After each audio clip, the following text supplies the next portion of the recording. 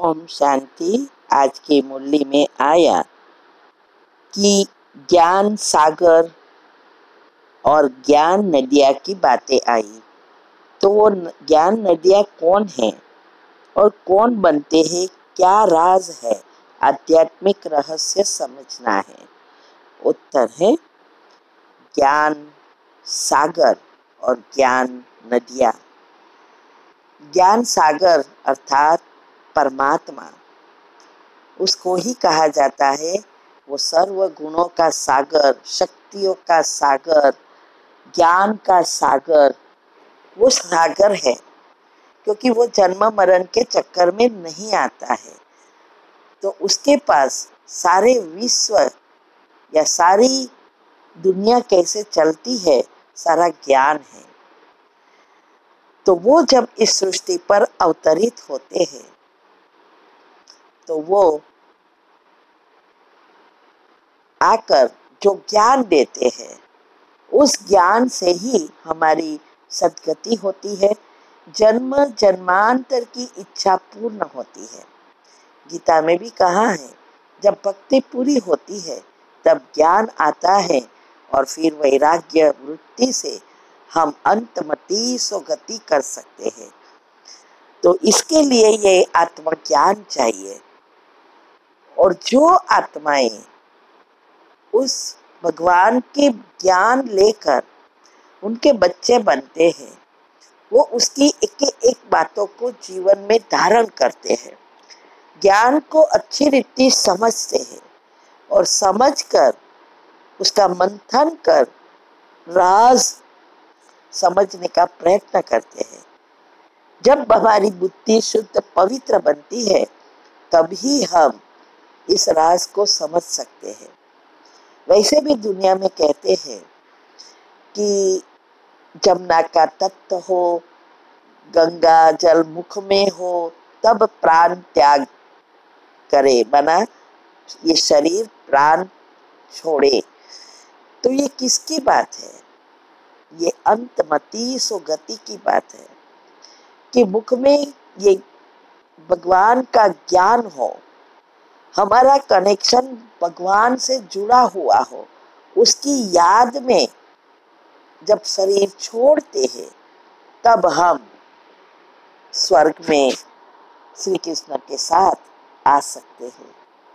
तो जो आत्माएं इस ज्ञान लेकर माना ज्ञान को अच्छी रीति समझकर उसका मंथन कर औरों को समझाते हैं, वो कहा जाता है ज्ञान नदिया। इसीलिए कई बार मुरली में आता है कि बच्चे ज्ञान नदिया बनो, नदी ना बन सको तो तालाब बनो, तालाब ना बन सको तो कुआं बनो, कुआं ना बन सको तो घर का नल कम से कम बनो। तो ये हमारी यादगार है। जो आत्माएं भगवान के बच्चे बनते हैं उनकी यादगार है कि ये ज्ञान जो भगवान दे रहे हैं, उस ज्ञान को अच्छी रीति समझकर स्वरूप में लाना है और औरों को भी समझाना है। हर एक को भगवान का परिचय देना है, क्योंकि भगवान का बहुत बड़ा प्रोजेक्ट है।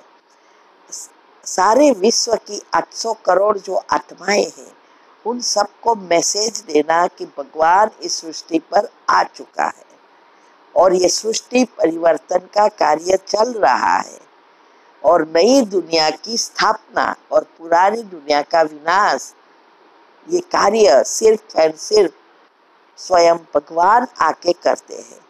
तो ये सारा ज्ञान धारण कर औरों को मैसेज देना है।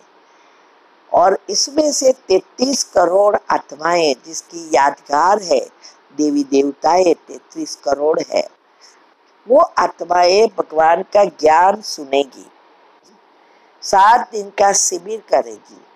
वो सब त्रेता के अंत तक की आत्माएं हैं, वो त्रेता की प्रजा बनेगी।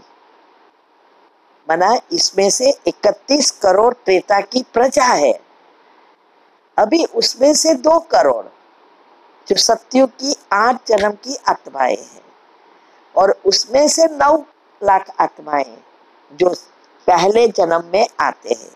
श्री कृष्ण के साथ उनके स्वर्ग में प्रजा बनती है।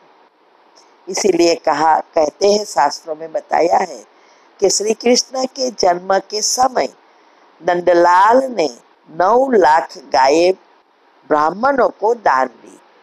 तो 9 लाख गायें और कुछ नहीं है।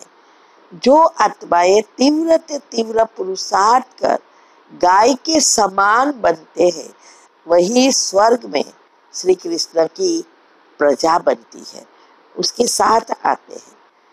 उसमें से 16,108, फिर 108 और 8।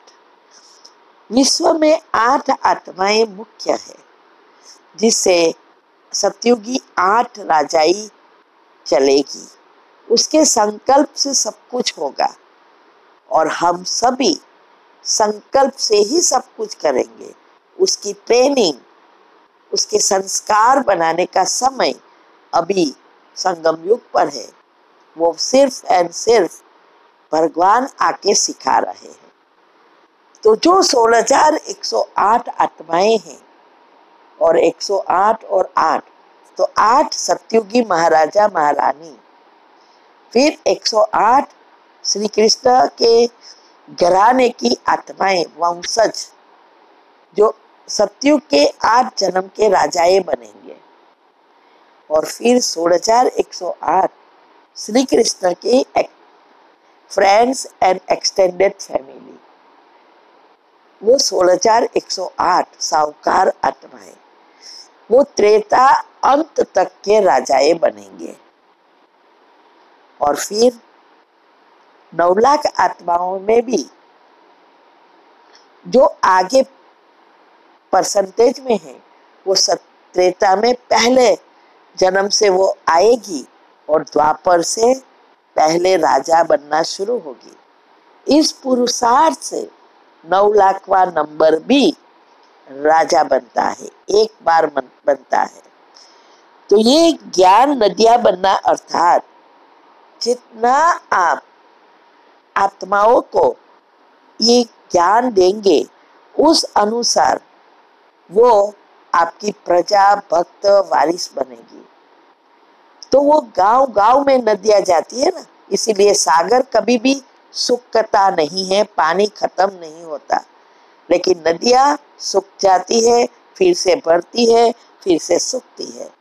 तो जो सारे विश्व में ये सेवा करते हैं, ज्ञान देते हैं सबको, वो नदियां बनती है। वही पहले जन्म की जो आत्माएं हैं, वो आत्माएं ऐसा पुरुषार्थ करेगी। तालाब बनना, अर्थात जहां हम रहते हैं गांव में, वो गांव वालों को तो एटलीस्ट मैसेज दे, दुनिया वाले के तक नहीं पहुंच सकते, तो गांव वाले। कुआं बनना, अर्थात जहां आप सोसाइटी में रहते हो, तो पहले के जमाने में ठेर ठेर कुआं थे, जिसमें से पानी निकालते थे। तो ये हमारे आसपास वालों को दे ज्ञान। नल बनना, अर्थात परिवार वालों को ज्ञान देकर आगे बढ़ाए। तो ये सब भगवान के कार्य में जो मददगार बनते हैं, उसकी ही यादगार है।